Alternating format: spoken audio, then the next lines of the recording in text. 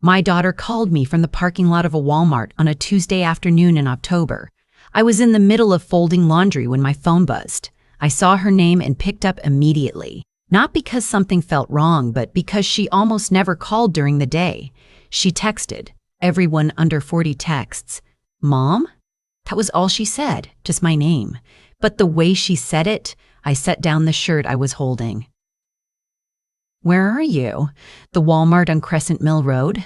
"The parking lot." Her voice was very quiet, the kind of quiet that happens when someone is trying not to cry in public. "I have Lily. I have one bag. I didn't know where else to go." I was in my car in 4 minutes. My daughter's name is Petra. She's 31. She has her father's eyes, dark brown, serious, and my stubbornness, which I used to think was a compliment to give her until she married a man named Garrison.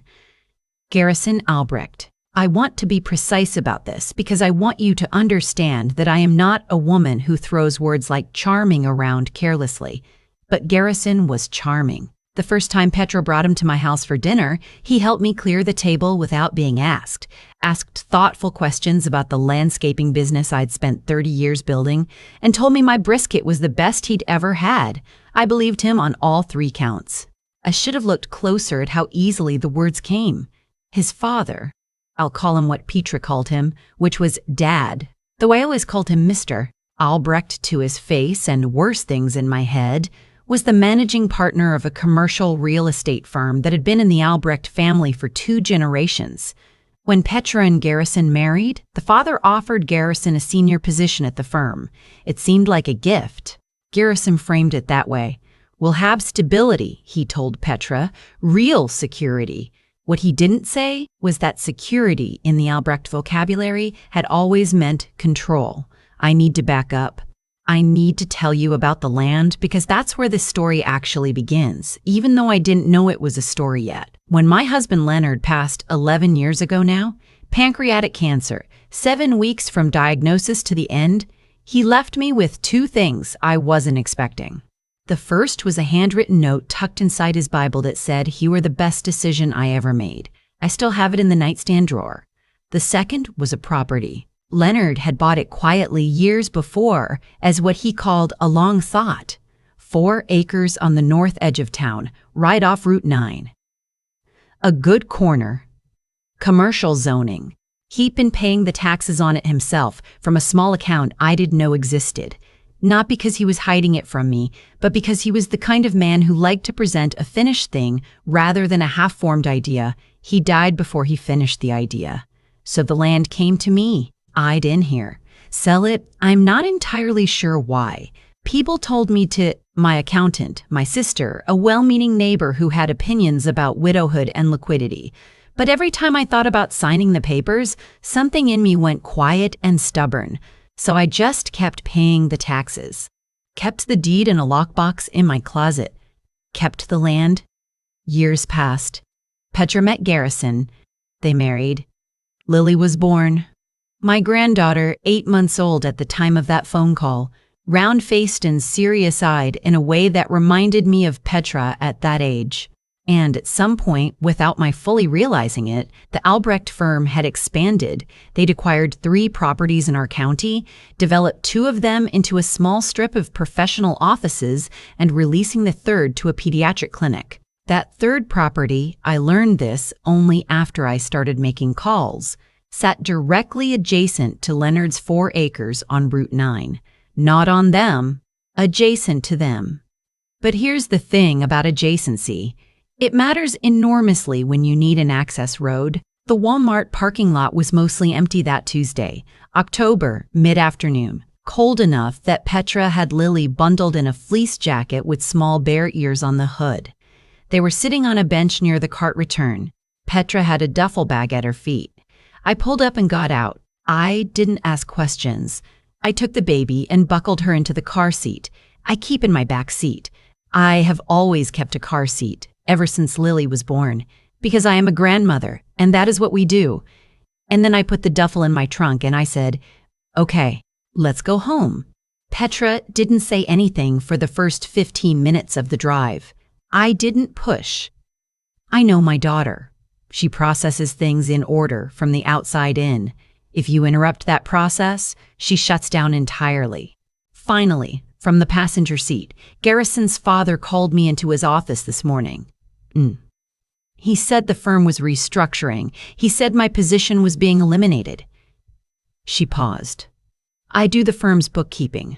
I've done it for 3 years. There's no reason to eliminate it. No.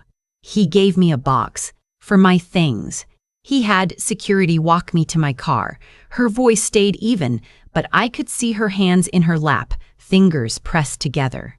When I got home, when I tried to go home, my key didn't work.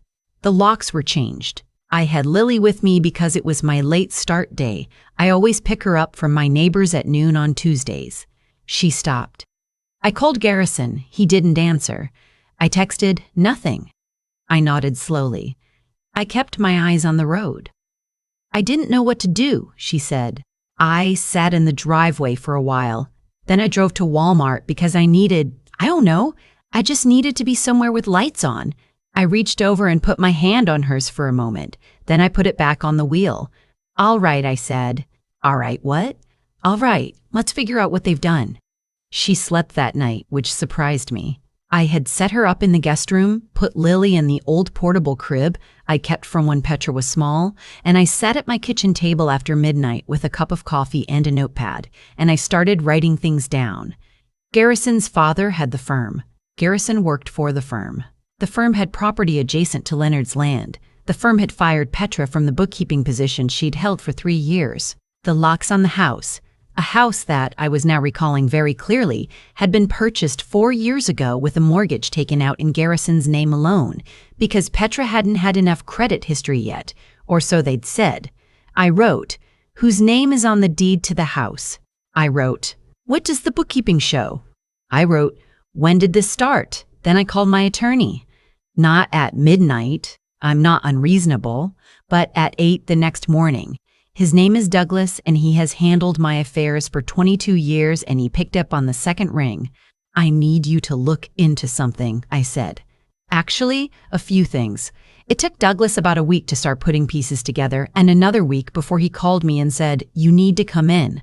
I went in. He laid it out like this. Garrison's father had been, for the past 2 years, attempting to acquire or gain legal access to Leonard's property on Route 9.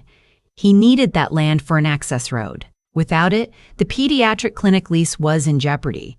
There were new traffic regulations being implemented by the county, and the current access point would no longer be compliant. He'd sent 2 letters to my address, both of which I had apparently, this is the part that made me set down my coffee cup, signed and returned. I had not signed and returned those letters. I had never seen those letters. Douglas pushed a folder across the desk. Inside were photocopies of the correspondence, and at the bottom of each, in handwriting that was close to mine but not quite mine, was a signature. Phyllis M. Whitcomb. My name. My full name, which I only use on legal documents, which Garrison would have seen on the documents from our family's estate that Petra had kept in a shared filing cabinet in their home office. I looked at the signature for a long time. Is this forgery? I asked. It's not a legal transfer, Douglas said carefully. The letters were correspondence, not deeds, but they were used to establish a record of apparent consent for a preliminary access agreement. If the Albrechts had moved forward, they would have used this to argue you'd verbally and in writing indicated willingness to negotiate terms. But I hadn't. No. Who else knew about the land? Douglas looked at me steadily. That's the right question. I want to be honest with you. When I drove home from Douglas's office that afternoon, I did not feel rage the way people describe it. I've always been suspicious of the dramatic version of anger, the white-hot, all-consuming kind you see in movies. What I felt was colder than that and quieter. It was the feeling of understanding something fully. They had used my daughter to get close to me, or, and this is the version that kept me up that night, they had used my daughter to get close to the land, and she had simply been there, available, a means of access. I didn't know which was worse. I didn't ask Petra about it directly. Not yet. There were things I needed to know first. The bookkeeping. I called Douglas back the next morning and asked him to request 3 years of financial records from the Albrecht firm, citing my daughter's role as employee and certain questions I had regarding her final paycheck and benefits. This is the kind of request that sounds bureaucratic and boring and absolutely cannot be refused without creating more problems than it solves. The records came. Petra sat with me at my kitchen table on a Saturday morning, Lily on a blanket on the floor, stacking soft blocks, and we went through them together. Petra is good with numbers. She always has been. She went quiet about 40 minutes in. "Mom, I see it?" There was a line item, recurring. It appeared quarterly, labeled as a vendor payment to a landscaping maintenance company. The name of the company was WCL Services. My business is called Whitcomb Custom Landscaping. I had never invoiced the Albrecht firm. I had never done work for the Albrecht firm. I had never entered into any agreement with the Albrecht firm. Someone had been generating invoices in my company's name, using my tax identification number, which is on the business registration. That is, like everything else, a matter of public record if you know where to look, and directing payments to an account that was not mine. "When did they start using your company name?" Petra asked. Her voice was very steady. "Looks like about 4 months after your wedding," I said. She didn't say anything. She was looking at the paper. "The account number on these invoices," I said. "Do you recognize it?" She leaned in. Looked. Then she sat back in her chair and put both hands flat on the table, the way she does when she's making herself be calm. "That's a business account.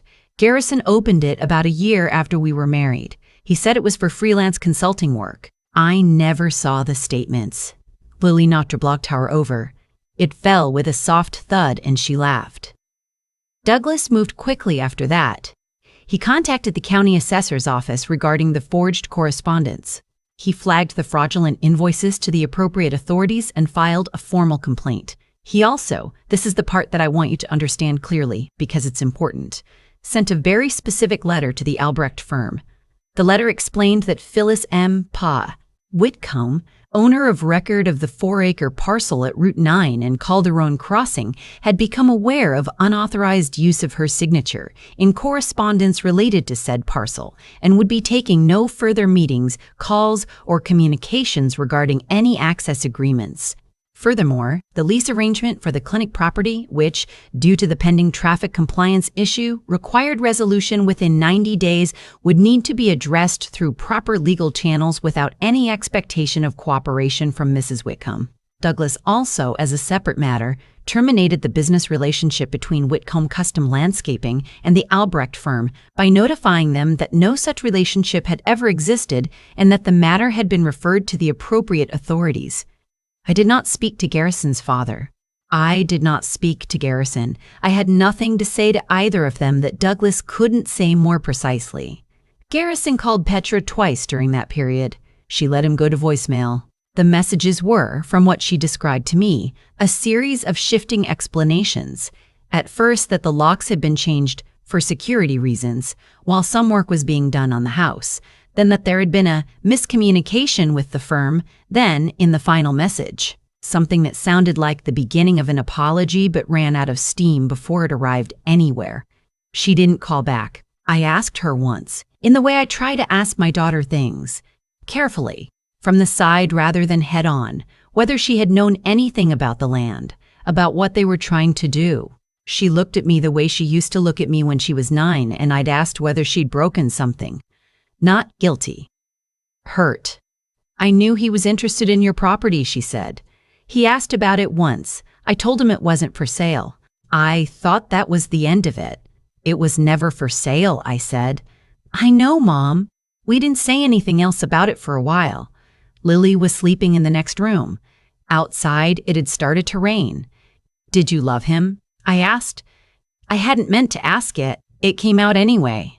Petra thought about it for longer than I expected. "I loved who I thought he was," she finally said. "I think I knew for a while that wasn't the same thing." I nodded. I understood that. The clinic's lease became untenable. Without the access road, the county compliance issue could not be resolved, and the clinic was forced to relocate to a different property across town.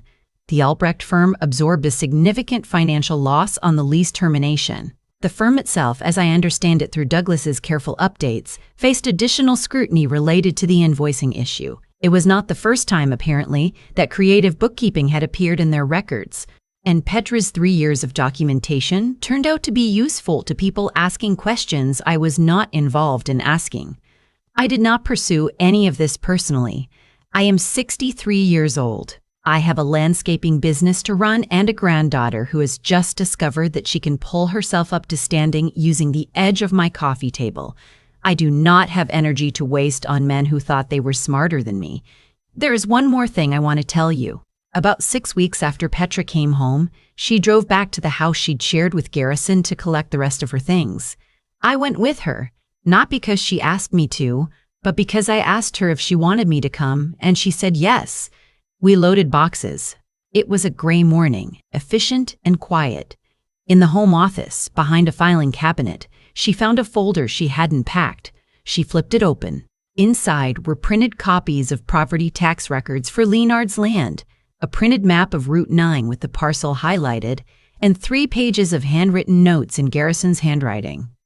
She handed it to me without a word. I looked at it. The notes were detailed.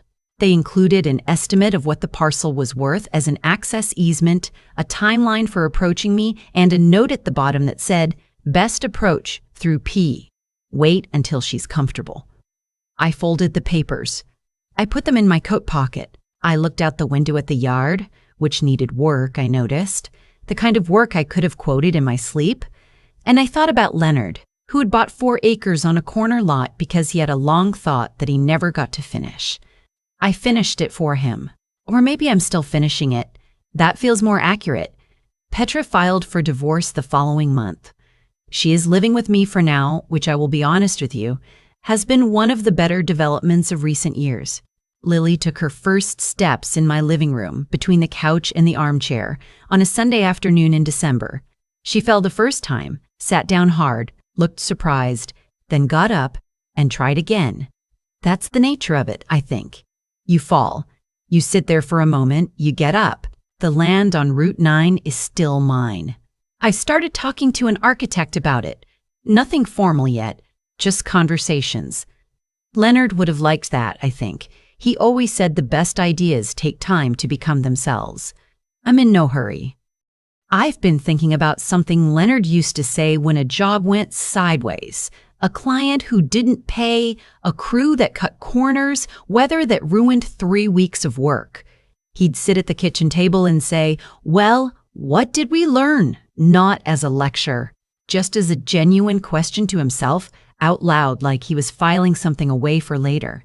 I think about that a lot now. What I learned from all of this. From the forged letters, the fake invoices, the folder hidden behind the filing cabinet with Garrison's handwriting, and that single line, "Best approach through P. Wait until she's comfortable," is that people who build schemes instead of things tend to underestimate how much other people have quietly, patiently built. Garrison and his father were smart men. I want to be fair about that. They understood leverage, timing, the value of appearing reasonable. What they didn't understand was that the woman they were trying to maneuver around had spent 30 years running a business in the dirt and the cold, had buried a husband, had paid taxes on 4 acres for over a decade for no reason she could fully explain, except that it felt right. They saw a retired widow with a piece of land. They didn't see what the land represented or what I was. That's the thing about underestimating people. It's not just a tactical error. It's a failure of attention. And when you stop paying attention to who someone actually is, when you reduce them to a function, an obstacle, a means to an end, you make choices that look clever from the inside and disastrous from the outside. Petra did nothing wrong. I want to say that clearly. She loved a man who was performing a version of himself designed to be loved. That is not naivety. That is just what it looks like when someone practices deceit with enough consistency. The fault belongs entirely to the people who practiced it. But I also think about what I could have done differently. I wonder sometimes if I talked to Petra enough about the land, about what Leonard had left, about why I kept it. Maybe if that had been less of a private thing between me and my grief, It would have been harder to use as a pressure point. I don't know. I'm still working that one out. What I do know is this: integrity compounds. That sounds simple, maybe even obvious, but I mean it in a very specific way. Every year I paid those property taxes. Every year I said no when someone made an offer. Every document I kept in that lockbox. None of it felt significant in the moment. It was just maintenance, tending something. And then one Tuesday in October, all of that quiet tending turned out to matter enormously. The choices I made when no one was watching were the exact choices that protected my daughter when it counted. That's how it works, I think. Not dramatically. Not all at once. Just slowly, over time, the things you do without an audience become the foundation that holds when everything else shakes. Lily is walking now. Confident, a little reckless, deeply pleased with herself. She falls and gets up so fast it barely registers as falling. Petra watches her and smiles in this way. She has sideways, quiet. That reminds me of Leonard. I'm still talking to the architect about Route 9. Nothing decided yet. But I like the conversations. I like the feeling of a long thought becoming itself.